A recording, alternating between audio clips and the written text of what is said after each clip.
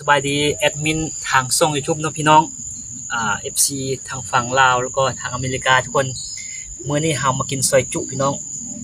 เจียวเพียขมๆนะทุกคน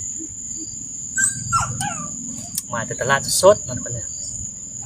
มีเสือของให้ทุกคนตับหวานนะทุกคนนะของเพชรดิบเลยเนาะเนี่ย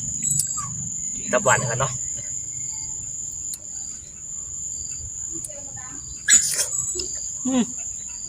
ขอบคุณทุกคน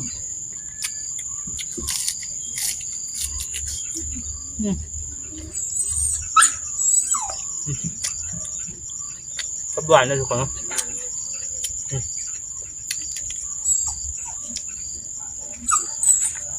คือสดเนาะ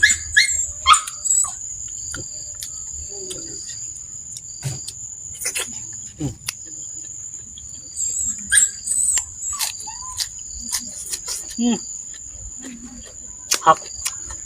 ตับหวานเนี่ยพันเลยเนาะ1,030กีบ30เรื่องทุกคนตับหวานเนาะ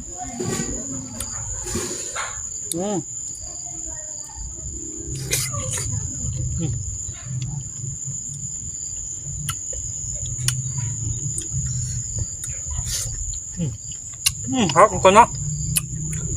น่าจะ